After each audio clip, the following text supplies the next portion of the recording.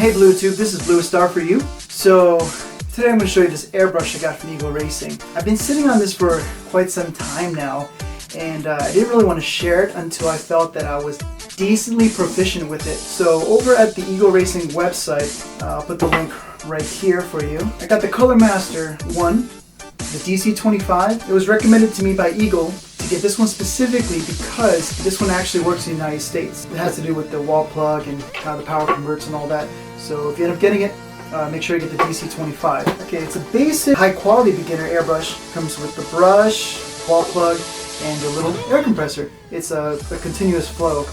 It doesn't store anything. This airbrush cleaning pot, this I bought separately, got it from eBay. It was pretty cheap. I thought it was a worthy investment. But actually it's very simple to use. I can't really say it's completely simple, but it's enormously fun to use. Here's the compressor, you plug it into the wall, and you press the little red button, it turns it on.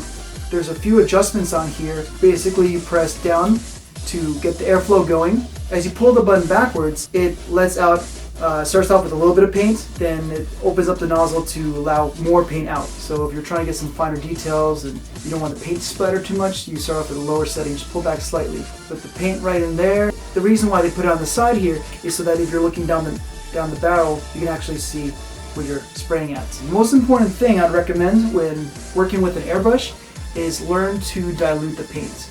Some paints come pre-diluted, like some fast colors. I don't have any on me here. If you use fast colors, you can just water it down a little bit with actually water.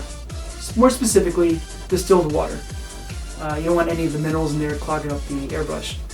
But other paints require you to actually thin out the paint. Otherwise, if you just throw the paint in there, it's too chunky, it's too much. It's like trying to force jello through there with a little bit of air pressure, so it doesn't work correctly. So the paints that I'm going to be using, what we get here stateside, are these Wicked colors. I haven't painted with these yet, but I'm going to show you in my next video, the next body that I do. But I actually did use fast color on this one right here. I used the Fastberry, and I used some type of purple. I don't recall. I'll put it in the description right here.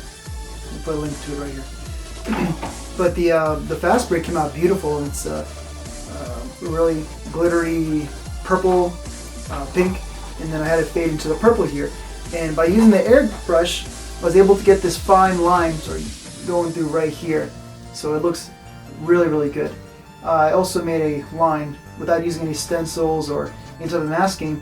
I did this line here, the fade from the purple to the pink, right down here, so that looks really good too.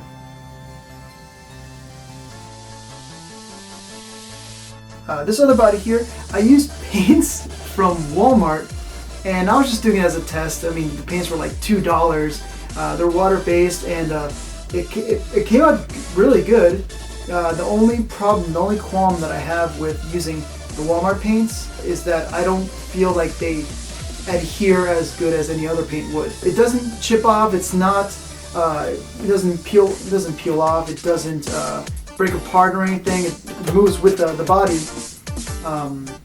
If you want it as a cheap alternative, you can do that. If you can't find any other paints, you can go to Walmart and find some cheap paints and throw them on there. But the one thing I didn't like about it, since it doesn't adhere as well, you can actually take your fingernail on it and you can scratch it off a little bit. But you have to scratch pretty hard to get the paint off. This one was kind of like a blue mixture that I made using blue, a tiny bit of green and silver. And I did some silver with some black to do the hood here. This is one of the most amazing things about using an airbrush. You get to mix up paints the way that you like it. And mixing paints is really, really fun, and it's also, you'll pull your hairs out trying to get that exact shade or exact tone that you want. But I've been trying to get this kind of aqua blue color for a while now.